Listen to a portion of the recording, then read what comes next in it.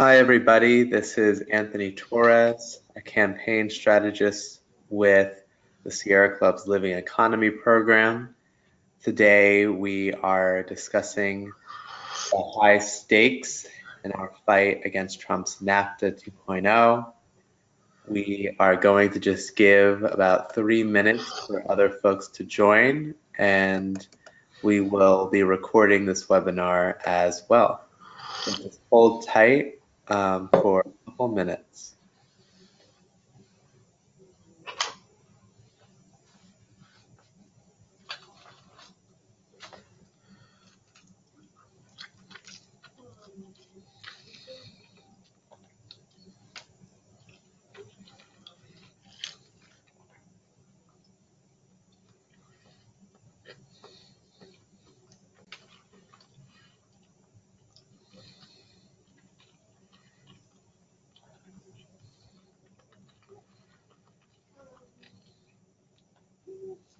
Hi, everybody. As folks join, we're going to give folks a couple moments to get on. So we'll start in just 2 minutes.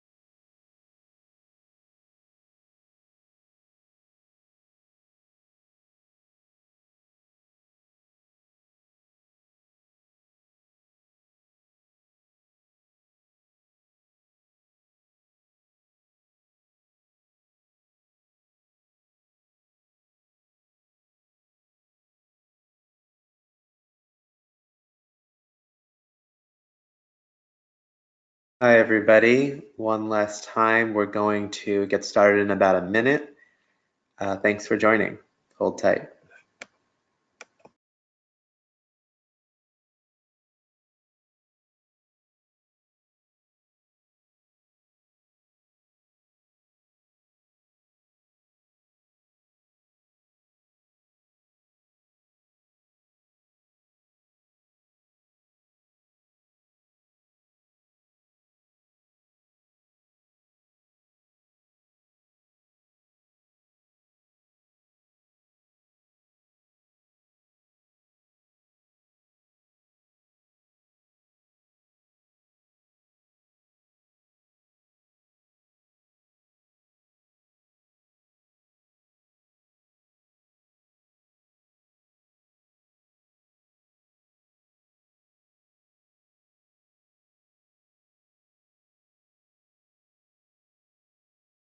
Okay, let's get started.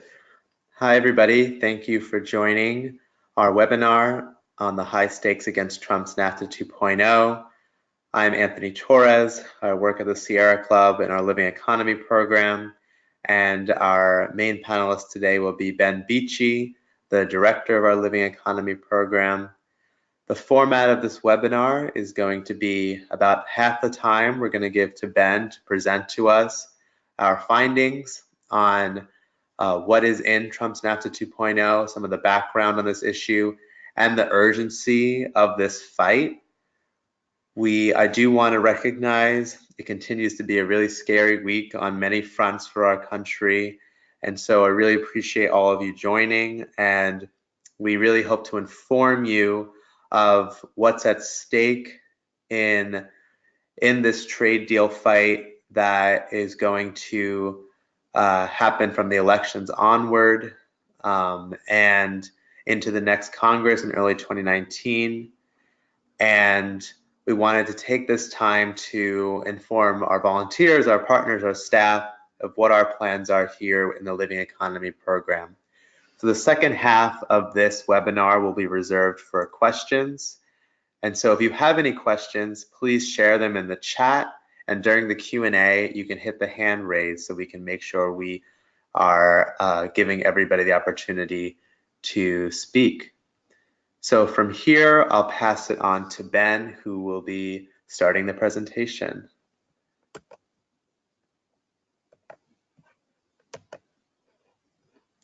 All right, Ben, if you can hear us, take it away.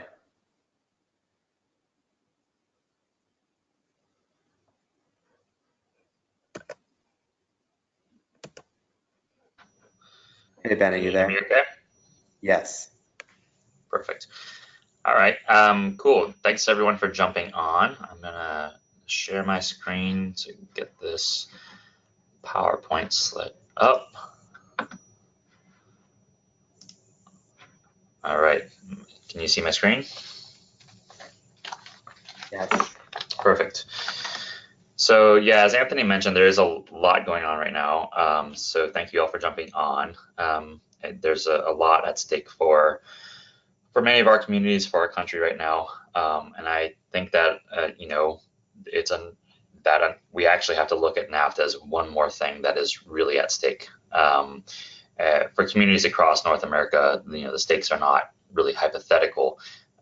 This trade deal would impact everything from how clean the air is, to how expensive medicines are, to how quickly we can transform to a clean energy economy. Um, I'll cut to the chase. We've looked at this deal. Taken as a whole, it's a pro-polluter deal. It would spell more outsourcing of pollution and jobs. It includes shameless handouts to some of history's largest polluters. It not only fails to mention climate change, it would prolong NAFTA's contribution to the climate crisis. Taken as a whole, Trump's NAFTA could cement Trump's polluting legacy for years after Trump leaves office. The text was just revealed at the beginning of this month, and that sets us up for a really high-profile, high-stakes fight over NAFTA 2.0 in the next Congress, almost certainly in the next Congress. That fight is just a couple months away, and if we wait until then to take a look at what's in the deal, it will be too late to actually influence the outcome. We can't be caught flat-footed in this fight. So we're really glad you're joining us today so we can take that good hard look at the deal now. Zooming out for just a bit, I think it's important to ask, why does Sierra Club, we're the nation's largest and oldest grassroots environmental organization, why would we care about a trade deal? Why would we have a whole program focusing in part on this trade deal? And the answer is, in short, we didn't choose to work on trade. Trade chose to work on us. We see today that trade deals cover topics far beyond trade. They impact, it's a broad set of rules that are stuffed into trade deals, and these rules impact everything from the quality of our air to how high paying our jobs are, how much medicines cost, how safe our food is. It begs the question, who is writing these rules? Who wrote the rules of NAFTA? And who has, in the last year, been writing the rules of NAFTA 2.0? If you take a look at how our trade rules are written, you'll see that there's actually an official system of advisors. These are advisors to our trade negotiators, and they get privileged access to those negotiators. And not only that, they get to actually see the draft texts of trade deals, the proposals that we're putting forward for these trade deals, proposals that are kept secret to the rest of us. So who are these advisors who have privileged access to determine the content of our trade deals? 85% of them represent corporations. Here are a few of the ones represented. I just pulled out a few of the logos. You have Chevron, Dow, Halliburton, Visa, Verizon, Cargill. It perhaps should not be surprising then that trade deals like NAFTA look like grab bags of corporate handouts. They were forged in part by the corporations themselves. So, how could we fix this? What process would we use to actually replace NAFTA such that it aligns with public priorities?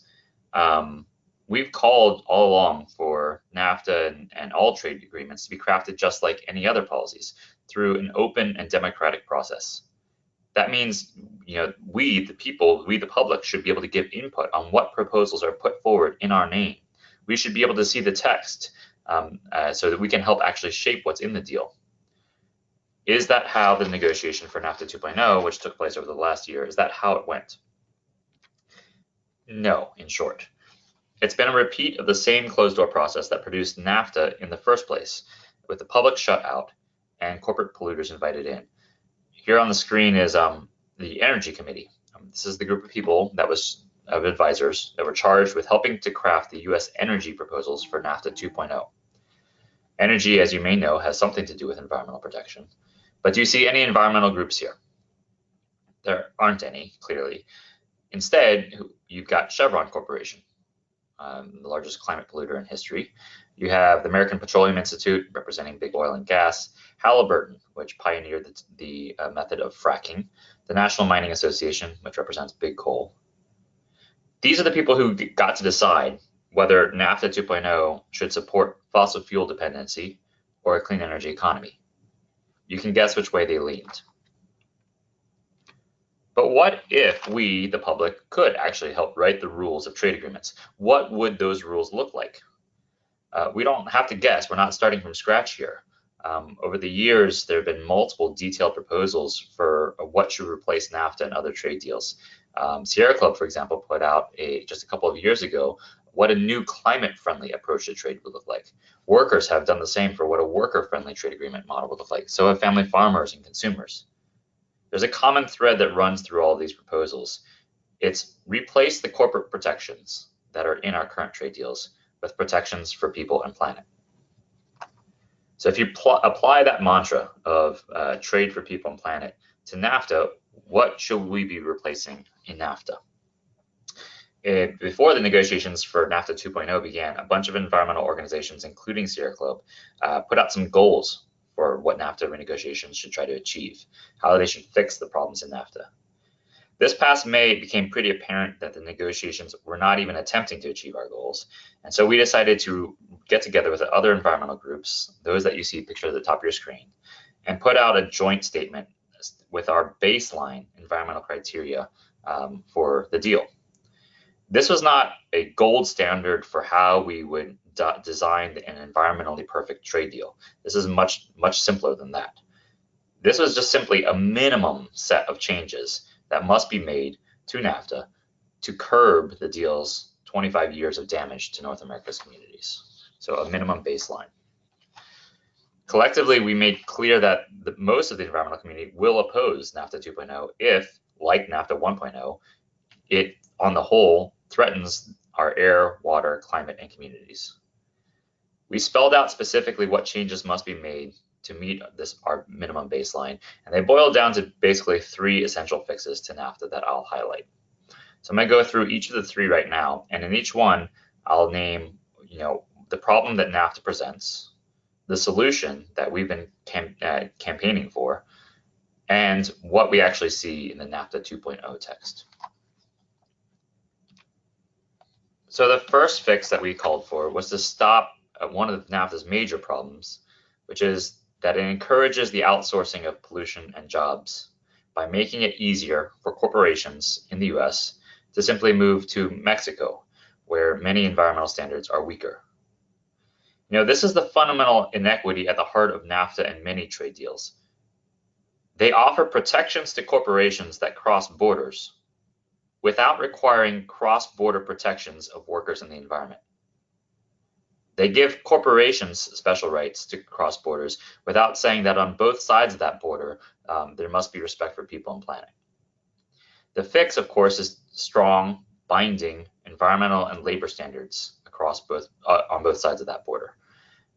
To cut to the chase, again, NAFTA 2.0, Trump's NAFTA, utterly failed to fix this problem. The deal would encourage further outsourcing of pollution and jobs. To see why this matters, it's best to use an example, and it has to do with the battery in your car. So US factories used to recycle used car batteries that contain lead, which is toxic to humans. In 2009, after a long fight by many environmental justice groups, the United States enacted protections against lead pollution, protections to protect our communities from lead pollution in the air. But corporations decided that instead of cleaning up their act, instead of cleaning up US battery recycling, they'd simply export their toxic batteries down to Mexico, where lead standards, even today, are 10 times weaker than the US standard. NAFTA let them do this free of charge. NAFTA eliminated the border tax on exports of lead batteries to Mexico without requiring Mexico to raise its standards up to the US level. Again, protections for corporations across borders without requiring protections for people and planet on both sides of the border. Immediately after we passed our policy in the United States to protect our communities from lead, you saw a spike in exports of lead batteries, used lead batteries, down to Mexico. And over the next 6 years, exports of lead batteries to Mexico quadrupled. What has this dumping of lead pollution meant? In the US, it's meant lost jobs. Battery recycling plants across the country have shut their doors. There used to be over 150 such companies in the United States, and their demise began before NAFTA, but NAFTA made it worse. Today, there are only 8 such companies left in the United States that recycle used car batteries. 8. What did it mean for Mexicans who on the other side of the border? Well, Mexican communities started importing our lead pollution. In 2010, there was a one company that had a factory just across the border in northern Mexico that was processing this flood of imported lead batteries. That factory in that year emitted 33 times as much lead into the air as a factory owned by that very same company in South Carolina.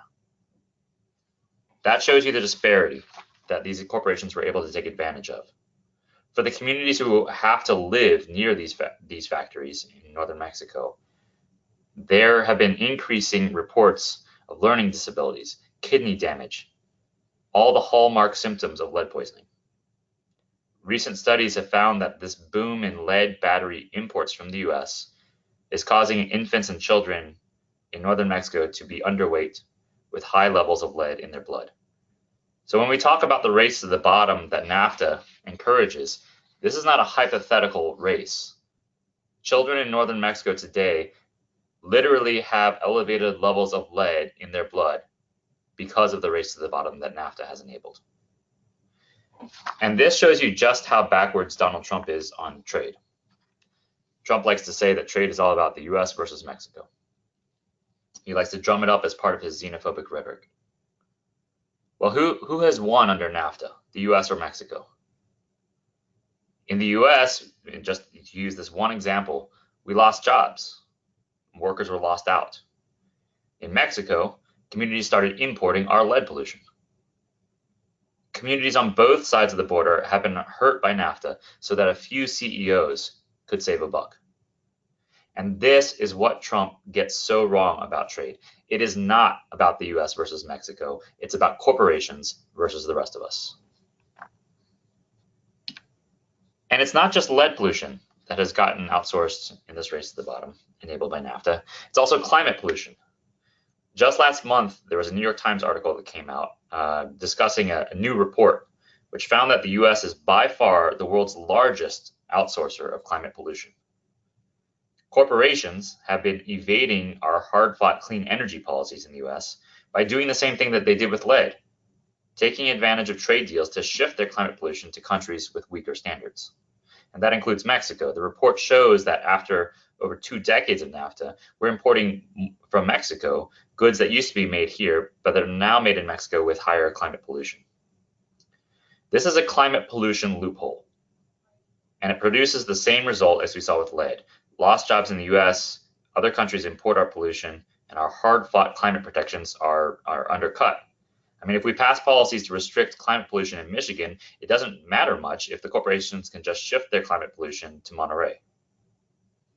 And that's why our trade deals are actually, in fact, climate deals, even if they don't mention climate change. As currently written, they offer corporations a way to evade our climate policies. So trade deals like NAFTA that fail to include climate standards are not simply ignoring the climate crisis, they are actively contributing to it. So the fix is, again, to have strong and binding standards with swift and certain enforcement on both sides of the border. That's how we close the pollution offshoring loophole in NAFTA. We've made that clear from the get-go. We and unions and other environmental groups have long said if a trade deal allows corporations to cross borders, it also must ensure cross-border protections for workers and communities. NAFTA's replacement should require each country to enforce robust climate, air and water, labor, and human rights protections in line with our core international agreements. Is that what the Donald Trump administration delivered? It might not surprise you, the answer is no. Instead, NAFTA 2.0 takes this approach: deny that there is a problem. NAFTA 2.0 ignores NAFTA's track record of helping corporations to evade US environmental policies by shifting their pollution and jobs to Mexico. And thus, NAFTA 2.0 would perpetuate that harmful track record. Then the entire text fails to mention lead pollution, even mention it, much less try to curb it. And thus it would allow corporations to continue dumping lead pollution across the border in Mexico. It also fails to mention climate change. It leaves the climate pollution loophole gaping wide open. It allows corporations to continue dodging our hard-fought clean energy policies by simply moving their climate pollution from one country to another. So what is in there if it doesn't include mention of climate change, lead pollution, other things? A bunch of weak words. Basically, Trump's NAFTA, when it comes to the environment chapter, copies a lot from the TPP, the Trans-Pacific Partnership, which is ironic because the TPP is a trade deal that Donald Trump claimed to hate. Here's an example. In the text, it says the countries recognize that air pollution is a serious threat to public health. But then the text fails to include a single binding rule to reduce the air pollution that NAFTA has exacerbated. You know, it's almost like insulting to recognize that there is a problem and then make zero attempt at a solution. Much of the language in the environment chapter appears designed more to greenwash the deal, not to rectify NAFTA's damage. Even if we had stronger standards, the big question would be, how would these standards be enforced? And here again, the deal mimics the TPP. It essentially replicates the same failed environmental enforcement mechanism from past US trade agreements. And the last 4 trade agreements had exactly the same enforcement mechanism that we see replicated here today in Trump's NAFTA 2.0.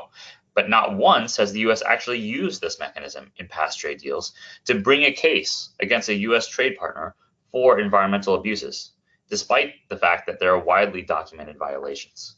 It is a track record of 0. Beyond that, there's actually ways that Donald Trump's NAFTA actually takes a step backwards from environmental protections included in past trade deals. One example is that the last 4 US trade deals required each country to enforce, to adopt, maintain, and implement policies that would reinforce a set of important international environmental agreements. 7 specific environmental agreements. These are agreements that protect everything from like wetlands to sea turtles. But the NAFTA 2.0 text rolls back that standard. It includes the standard enforcement language for only 1 of these 7 environmental agreements. It uses weaker language for 2 of the environmental agreements, and it fails to even mention 4 of these core environmental agreements, rolling back the standard of environmental protection even from past trade deals, which were none too friendly to the environment. Beyond that, the deal even removes the only real environmental standard that we saw in the original NAFTA. You know, it's hard to take a step backwards in terms of environmental protection from NAFTA because NAFTA was so bad, but they managed to do it. There was one real environmental rule in the actual core text of NAFTA that basically said countries should heed their environmental commitments under international environmental agreements, under 5 international environmental agreements, even if they conflict with NAFTA's rules. So if you're a country, you're bound both by an international agreement and you're bound by NAFTA, and there's a conflict, you should go with the environmental agreement, and that takes priority over NAFTA's rules. But that was eliminated. That rule is no longer there. So apparently in Trump's NAFTA, countries should disobey their environmental commitments if they conflict with the rules of NAFTA. So that's the environmental protection that is sorely lacking, leading to more outsourcing of pollution and jobs. The second major problem that we called for fixing is the multiple ways that NAFTA provides opportunity for industry to interfere with environmental policies. One of the biggest ways is in a private legal system many of you are familiar with. And in this category, what we've seen is a step forward and then a step backwards, both of which are significant. Many of you are familiar, if you've been tracking, if you're part of the TPP fight or been familiar with other trade deals, you're familiar with this system known by the wonky name Investor State Dispute Settlement, or ISDS. Essentially what the system is a private legal system for corporations stuffed into a trade deal. It's broad rights that corporations get to sue governments over environmental and health laws. And they get their own tribunals for doing so. They don't have to go through courts. And they can claim that environmental policies, these corporations can claim that environmental policies violate really broad, overreaching rights that are given to them by trade deals themselves. So corporate polluters have used the system, these really broad rights, time and again to attack a host of environmental policies, from protections against dangerous mining in Canada to the denial of the Keystone XL pipeline in the US, to requirements to clean up toxic pollution in Mexico. The solution to this problem is pretty simple. We've been calling for it for the entirety of NAFTA. Eliminate ISDS. Eliminate these broad rights, period. Corporations should get the same rights they get under domestic law, and they should go to domestic courts. So what do we see in NAFTA 2.0? Here there is a bit of good news. There's been a movement against ISDS for years that has made recent gains, convincing a number of governments around the world to start curtailing and rolling back ISDS, to start rolling back these broad rights given to corporations. And now this NAFTA 2.0 text curtails these broad rights that NAFTA gives to corporations through ISDS. So that it should be seen as a sign of the momentum that our broad movement against ISDS has. Unfortunately, it comes with an exception, and it's a really big exception.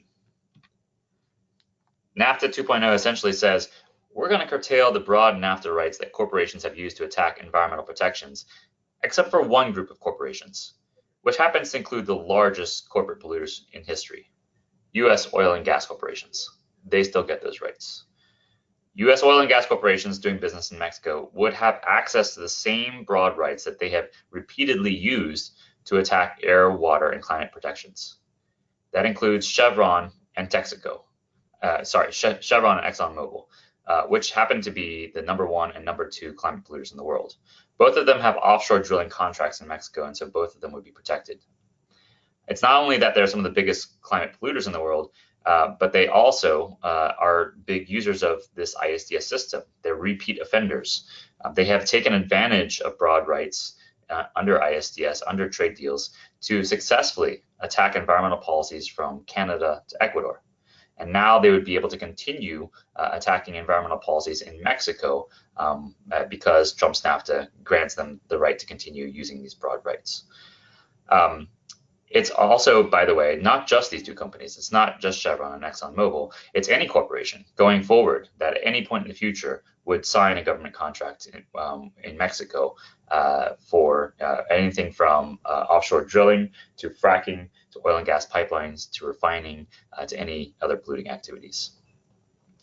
It's almost laughably ironic that NAFTA 2.0 would include a special carve out for oil and gas corporations, giving them access to these rights that have been repeatedly used to attack environmental policies. It's while curtailing it for a number of other corporations. It's kind of like saying, from now on, we're going to protect the hen house. We're going to keep all animals away from the hens, except for foxes. They're cool. It actually even goes beyond oil and gas corporations. The carve-out extends to corporations that get government contracts for power generation, infrastructure, or transportation, in addition to oil and gas companies. It's hard to think of a list of more environmentally sensitive sectors. And yet any corporations in those sectors that one day sign a contract with the government of Mexico would get the ability to use these broad rights in NAFTA to challenge environmental policies in Mexico. But even gets worse than that. In addition to leaving ISDS intact for some of the worst offenders, Trump's NAFTA inserts a new set of rights for corporations. For the first time in the history of US trade agreements, this deal would impose binding restrictions on how the US, Mexico, and Canada form new environmental, health, or other regulations. These rules would offer corporations another way, beyond ISDS, to challenge proposed regulations, this time even before they are finalized. Essentially, these rules require each government to justify regulations that they propose and to give corporations multiple opportunities to call for weaker regulations or no regulations at all. Even after the regulations are formed, the text of NAFTA 2.0 requires each government to give corporations the opportunity to call for regulations to be modified or, quote, repealed because they are more burdensome than necessary. This is a very industry-friendly system. We already have much of it in the United States, which makes it hard to pass strong, bold protections for our health, for our environment, for workers. And many of us have been trying to reform the system in the United States. Unfortunately, NAFTA 2.0 would lock this burdensome industry-friendly system into a binding multi-decade trade pact, making it harder to reform the process in the future. And we would be exporting this industry-friendly process to Mexico and Canada. This is a really bad time to be imposing more hurdles to regulations. The Trump administration has been working hard to try to dismantle our environmental regulations and other regulations. And after Trump, we're going to have a lot of work to do to try to re-regulate to repair his damage. That task becomes a lot harder if there are these hurdles to new regulations inserted into a binding trade agreement like NAFTA 2.0, slowing down the re-regulation process. And so in this way, Trump's NAFTA could lock in Trump's polluting legacy for years after he leaves office. The last one I'll mention, the last major fix and the last major problem, is that NAFTA has locked in benefits for fossil fuels. And we, for years, have been saying, in the environmental community, that our trade agreements must support a shift to a clean energy economy, not locking us into fossil fuel dependency.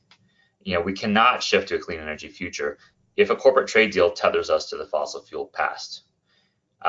And that's what NAFTA does, and we've been calling for handouts to corporate polluters to be removed, and unfortunately, NAFTA 2.0 generally keeps those handouts intact. One rule in NAFTA that is a handout to fossil fuel corporations is it's a bad rule combined with a bad U.S. law that in effect bars the U.S. government from determining whether exports of gas to Mexico are in the public's interest. For most countries in the world, environmental lawyers, such as those that we have at Sierra Club and a number of other environmental organizations, are able to go and argue that exporting more gas to X country is not in the public's interest because it would mean more fracking, more gas pipelines, more climate pollution. But NAFTA takes that tool away from us for gas exports to Canada or Mexico. It requires that all U.S. gas exports to Mexico or Canada be automatically approved. We're not even allowed to argue that it might not be in the public interest to export more gas. That's a clear incentive. That guarantee of gas exports is a clear incentive for more fracking. And that's exactly what we've seen is under NAFTA, we've seen a 5-fold increase in U.S. gas exports to Mexico since 2010. And this surge in gas exports has fueled increased fracking in the U.S., increased expansion of cross-border gas pipelines. Here you see members of the American Indian movement protesting the building of the controversial Trans-Pecos pipeline through Texas to export more frack gas to Mexico. NAFTA's lock-in of gas exports to Mexico also has contributed to increasing gas dependency in Mexico, which has crowded out the growth of solar and wind power. Today, half of Mexico's electricity comes from gas. Only 1% comes from solar and wind. And data from the Mexican government shows that this rising dependency on gas is the primary driver of the country's recent increase in climate pollution. Beyond gas, there's another NAFTA rule that's very problematic, and it has to do with tar sands oil. This is known as the proportionality rule, and it basically requires Canada to export a portion of its tar sands oil production to the United States, which gives a green light to banks to continue financing tar sands oil, and it presents a significant obstacle to Canada meeting its climate goals. The solution here, again, is pretty simple. We believe we should be using trade deals to incentivize production of goods that are good, not goods that are bad. If we want to promote public health, for example, we probably shouldn't be using trade deals to encourage more tobacco production. In the same way, if we want to transition to a clean energy economy, we cannot afford more trade deals like NAFTA 2.0 that lock us into decades more of fossil fuel dependency. We have to eliminate these handouts to fossil fuel corporations. Is that what NAFTA 2.0 did? No. And you don't need to look at all the details. You can probably just look at the press releases that were put out by the oil and gas industry themselves. On the first day the deal's text was released, they came out cheerleading Trump's NAFTA deal and vowed to lobby for the deal in Congress. The API, the American Petroleum Institute, which represents the largest oil and gas corporations, said, "We will back this deal." Washington Post said big oil and gas companies are winners in Trump's new trade deal. The Hill said big oil backs new NAFTA deal. I mean, the writing has been on the wall. And it makes sense that they want to support this deal because they got much of what they wanted. That rule that requires automatic approval of gas exports, that's an incentive for more fracking, that's still in there. The proportionality rule for tar sands oil, however, was removed, which is great. It's an exception to a deal that otherwise favors fossil fuel firms. But at the same time, NAFTA 2.0 inserts a new rule that we didn't even see in NAFTA 1.0 that would make it cheaper on the first day of the deal for oil corporations to export more Canadian tar sands oil through U.S. oil pipelines. That's a clear step backwards for our climate. So that's it in sum. Again, taken as a whole, Trump's NAFTA 2.0 is a pro-polluter deal. It would lock in fossil fuel dependency. It offers special handouts to some of the worst polluters in history. It encourages further outsourcing of pollution and jobs, and it could prolong Trump's polluting legacy for years. Despite progress on a few fronts, the deal fails to adequately protect wildlife, clean air and water, or the health of our communities. In some respects, the deal would offer even less environmental protection than past polluter-friendly trade deals. In other respects, it poses even greater environmental threats than the original NAFTA. And taken as a whole, it falls clearly short of the minimum changes that are needed that environmental groups have outlined as necessary to halt NAFTA's damage to our air, water, climate, and communities. In sum, we cannot afford another binding trade pact that locks North America's communities into decades more of toxic pollution, job outsourcing, and fossil fuel dependency. And the good news here is that we don't have to. We don't have to accept that deal. Any deal will have to be voted on in Congress, almost certainly the next Congress, as I mentioned. This NAFTA 2.0 deal will be signed at the end of November, most likely, and sent to Congress probably as early as February, maybe March, which will set up a pitched fight in early 2019 over the future of U.S. trade policy, which begs the question, I'm going to close on this, of what can we do? Well, we can tell Congress to oppose this pro-polluter deal. In the coming weeks and months, members of Congress have got to speak up to make clear what this deal is all about. If the only sound in the NAFTA debate is the sound of Donald Trump loudly patting himself on the back, we all lose. Our representatives have to make clear that we stand for trade that puts people and planet first, not another pro-polluter deal. And to make clear that we stand for a pro-worker, pro-immigrant, pro-environment vision for trade, a vision that beats Trump's empty sales pitch. So one thing that you can do is go online, and if you have not already, go to our Add Up campaign. It's a simple way to send a message to Congress. In just the last couple of weeks since the text has been released, over 23,000 people have sent messages to Congress using that Add Up campaign. So we can provide the link in a follow-up and in the chat box, and you feel free to go on and tell your member of Congress what you think about this deal and why they should oppose it. Beyond that, beyond just simply contacting your member of Congress, the coming months of debate over NAFTA 2.0 will really be a battle for the hearts and minds of the US public on what our trade policy should look like for the coming decades. And to win that fight, we're really going to need all hands on deck. So another thing you can do is become a trade volunteer leader. Work with Anthony to help organize congressional meetings, do media efforts, do teach-ins in your local area. We really need folks to step up and help us lead this fight for a better trade policy and against Trump's pro-polluter NAFTA. And with that, I'll pass it back to Anthony to elaborate on more on what you can do, and happy to take any questions. Thanks.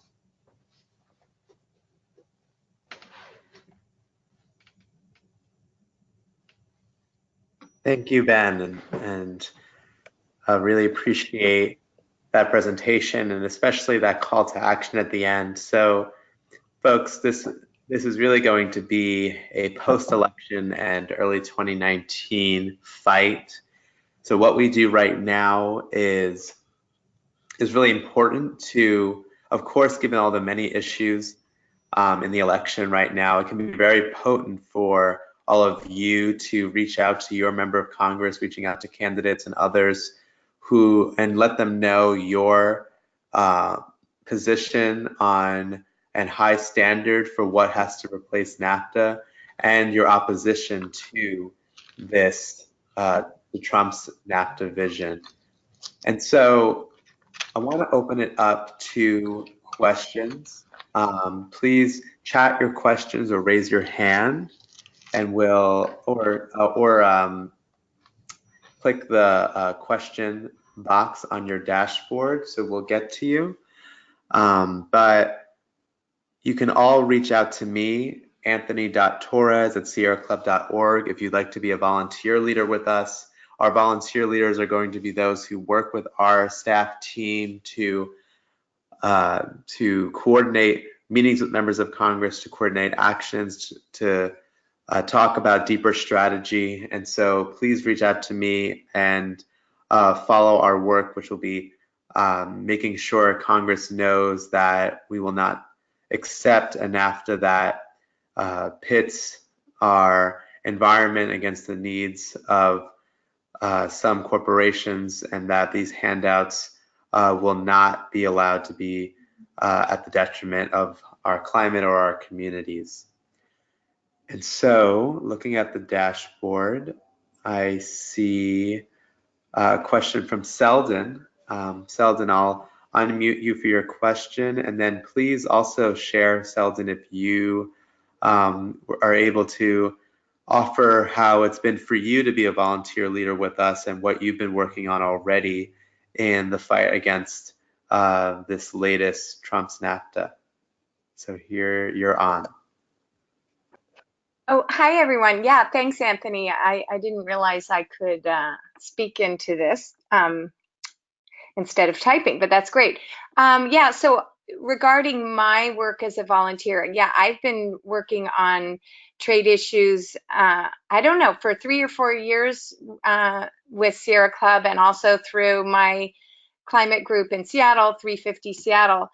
And it's been great to have that connection with Sierra Club to work on these things and to get expert information, and Ben responds to me when I have a really technical question. So I highly recommend working with Sierra Club on this stuff. And yeah, on TPP, we had several meetings with congressional leaders, congressional reps, and again, having that support for those meetings was really great. And now I'm down spending a lot of time in California, and I just connected with a local Sierra Club chapter that did not know this issue at all, and now they're getting engaged. So it's just really exciting, and you feel kind of more powerful having the Sierra Club name behind you. But yeah, and then I have a question, well, a couple of questions. One, how, I don't quite I was so thrilled about removing the proportionality clause. And so how does this new deal make it cheaper to export Canadian tar sands? And do you think this new rule, is sort of takes away any benefit of losing the proportionality clause. Thanks for your question, Selden, and for all the work you're doing now in coastal California with the chapter, and look forward to following up with you on some updates there.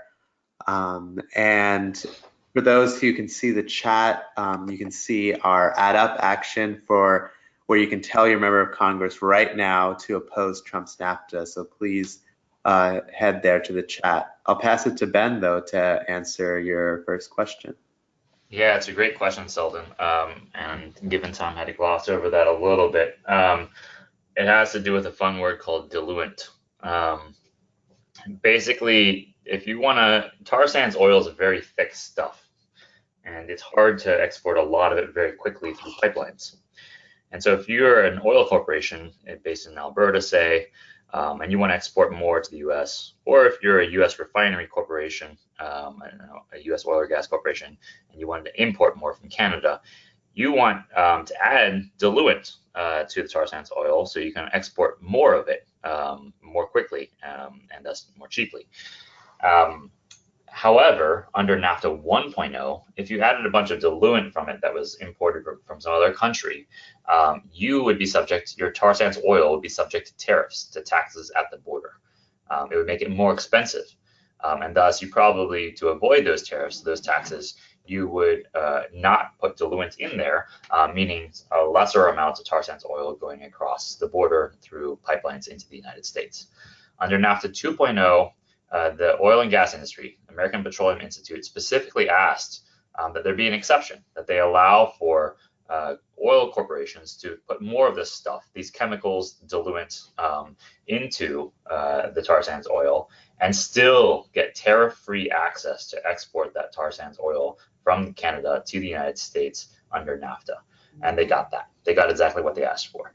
It's basically a copy and paste from the suggestion from API, the American Petroleum Institute, into the final text of NAFTA. And this, in essence, will make it cheaper for tar sands oil corporations to export more tar sands oil more quickly through pipelines into the United States. So I would say, to address your second question of does this completely counteract the removal of proportionality, it's kind of two different things. I mean, proportionality is really important, and so the removal of it, it is important. Proportionality basically would have made it harder for Canada at some point in the future. If Canada wanted to ramp down tar sands oil production, this rule called proportionality would have made it harder for them to do so without violating NAFTA, because it required them to export a stable share of their production to the United States. So that would be a problem and be binding in the future if Canada would at some point try to ramp down its tar sands oil production. This rule, this new rule that was asked for by the oil and gas lobby that would allow them to speed more tar sands oil through pipelines into the United States, this would take effect on day one. So it doesn't require any government to do or not do anything. On day one, tar sands oil corporations could export more tar sands oil to the United States more cheaply thanks to Trump's NAFTA 2.0. Great, thank you. And I had one other question, Anthony. I don't know if you want to wait or can I? Please go ahead. Okay, so yeah, I understand, Ben, a lot of what you presented about this sort of new approach, allowing corporations to challenge proposed regulations, you know, early on instead of having to wait until a law has been passed. But I'm still maybe a little fuzzy on how this actually is going to make it harder for a future president and a future Congress, for example, to actually reverse things that Trump has done during his presidency. Yeah, it's a good question. So basically, it's that we have to, a lot of what, you know, so much of the Trump administration is dysfunctional, as we all know. One part that has been functional has been the EPA under Scott Pruitt, who is thankfully gone, has been ardently trying to roll back our, environmental protections by, weakening existing regulations. And we've been trying to stop him at every step, of course. but some damage is certainly being done. To repair that damage, the process going forward is to enact new regulations, to go through the administrative process under a future president and enact new rules that, for example, make it, limit the amount of methane that gas corporations are able to spew into the air, for example, a highly climate polluting gas. To do that, they're going to need to be able to pass new regulations. Unfortunately, NAFTA 2.0 says in that process of enacting new regulations, they're going to have to provide multiple opportunities for industry to opine and say, you have to justify that regulation to us. You need to provide data analysis. You need to show why this regulation is actually better than the alternative of not regulating at all. It creates an onerous burden on the regulators to try to have to justify the enactment of new regulations. And then after the fact, even after a new regulation is passed, NAFTA 2.0 requires each government, including the US government, to give opportunities to industry to say, oh, that regulation right there, that one is more burdensome than necessary. That's a quote from the text. And so it should be modified, like weakened, or even repealed, which is something that the text directly says. I mean, the unfortunate reality is that much of this system, which is very industry friendly, very onerous, exists in our current process for forming new regulations. So that's something that many of us are trying to change, making it such that we don't have such an industry friendly process for forming new regulations. I mean, why would you give so many opportunities to the ones being regulated to protest, their regulations? Of course, they're not going to like it. We need to have a process that allows us to actually get important regulations across the finish line in a timely manner. Unfortunately, Trump's NAFTA 2.0 would lock us into this industry-friendly process. It may even expand it. We have some lawyers looking into that. And it would export it to Mexico and Canada. And as you suggested, this is arguably at least as powerful a tool as ISDS is for corporations that want to weaken policies. Instead of waiting until a new policy is passed and then threatening to bring an ISDS case, and then using that threat to try to get them to roll back the policy, that's a lot of ifs. Here, the corporations get a seat at the table before the policy is even written down, before or enacted into law. It is simply an opportunity for them to, before the fact, say this regulation needs to be watered down, it needs to be delayed, or it needs to even be indefinitely tabled. That's a pretty strong, powerful deregulatory force that, unfortunately, if NAFTA 2.0 went into effect, we would have to contend with for potentially decades. Thanks so much, Ben. Okay, thank you, Selden. So now we're going to go to a question from Fiona. Fiona, we can now hear you. Oh, hi. Can you hear me? Yep. Yeah. Yeah. Should I read out what I wrote? Yeah, please ask your question. Okay. I'm calling from Canada. I'm with the Council of Canadians. I hope you know about us because we were formed 33 years ago to fight what became NAFTA, the original NAFTA. And here we are again after a generation, looking at something that in many ways is more scary because the situation that the whole planet is facing has now become very starkly obvious to us. I was wondering if there's any way that we here in Canada can hook up into some of the organizing work that you people are so good at doing. We're a tenth of your population, and we have some problems sort of organizing on issues of national and international importance because we're a small population sort of spread out along the border. But we've got a federal election coming up in under a year. And as you know, NAFTA 2.0 has been negotiated with the current Liberal government, who are claiming that it's absolutely fantastically wonderful, and that we can keep our Paris agreements and sign this deal. The opposition, which looks poised possibly to take over next year, are the Conservatives, and the Conservative leader has cleverly said that he was very interested in helping Canada to be part of the global fight against emissions. So thank you so much for your words, Ben. I think I can use this to try to counter what he says, because you've talked about outsourcing the pollution. But we really need to inform our very uninformed public here about how much NAFTA 2.0 is going to exacerbate this crisis. Any help that we could get from you would really be appreciated. Awesome. Thank you for this question, Fiona, and welcome. We work closely with our friends at Council of Canadians. Right. I'll pass to Ben for a question on strategy and collaboration, both north of the border. Yeah, thank you for the question. And yeah, as Anthony mentioned, we do work closely with Council of Canadians. We worked very closely to produce a report last year, for example, that's NAFTA 2.0 for people or polluters, that laid out some of the risks that many of which I've just gone over that unfortunately manifested in this NAFTA 2.0. So Council of Canadians is an excellent organization, does a lot of great analysis and advocacy and education north of our border with many of the same concerns that I've just presented. I think one of the things that is important in Canada is that Canadian officials have talked about the need to have trade agreements that support rather than undermine their climate agreements. It's something that Mr. Trudeau and Foreign Minister Freeland and Environment Minister McKenna, they've all said we want to have new kinds of trade agreements that support our climate agreements rather than undermining them. Well, this NAFTA 2.0 does exactly the opposite. It would lock in continued fossil fuel dependency. It has carve-outs for oil and gas corporations. It has a big, gaping wide open climate pollution outsourcing loophole.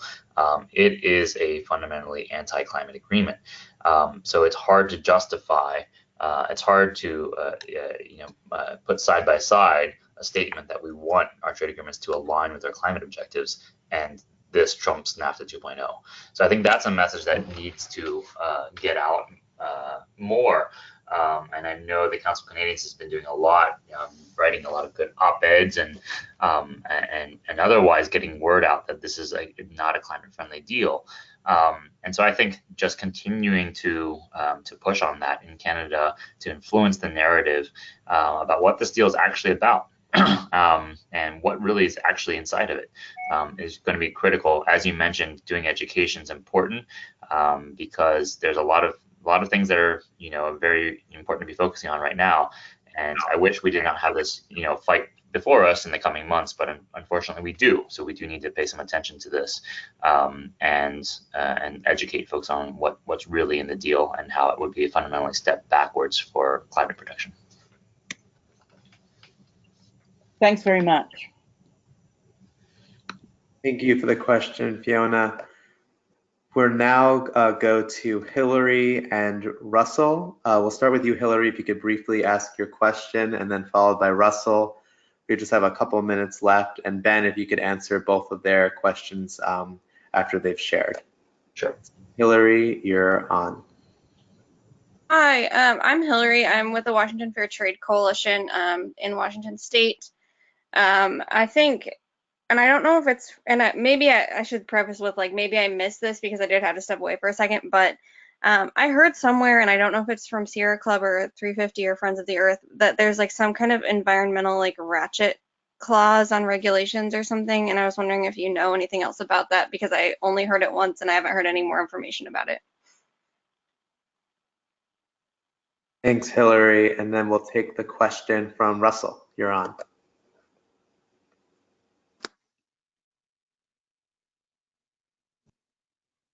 Can you hear us, Russell?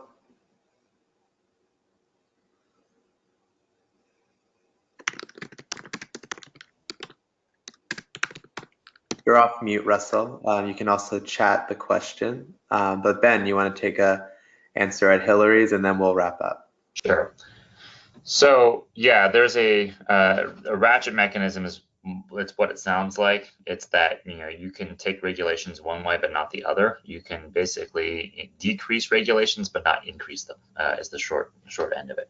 And it is a very dangerous mechanism. And there is a ratchet mechanism in NAFTA 2.0. Oil and gas and energy broadly was not subject to that ratchet mechanism, thankfully. The three countries carved out enough policy space that they said we could increase regulations on energy, and it would not violate this ratchet mechanism. However, there are other environmentally sensitive sectors that are subject to this ratchet mechanism. So if they would do new regulations on other sectors, that could potentially violate this mechanism, which says you could basically take regulations down but not up. Again, the very notion of a ratchet mechanism is just fundamentally undemocratic. There's a very real need to pass new and stronger regulations as we face new and crises, whether it's a financial crisis or a climate crisis. The notion that you would lock us into current levels of regulation in a binding multi-decade trade pact that was negotiated in secret is fundamentally undemocratic, in addition to being against our environmental objectives. So the worst of the ratchet mechanism, I think, was avoided in terms of energy not being subject to it, but there are other environmentally sensitive sectors that are. Thank you. All right, well, thank you for your questions. Thank you everybody for jumping on today. We'll be making sure to pass on our presentation, our take action, and other materials, including the recording, to you all, plus folks who registered and who were not able to make it today. Thank you again for joining us, and we hope to work with you, and you'll be hearing from us very soon on next steps to fight back against Trump's NAFTA. Thanks again, everybody. Talk soon.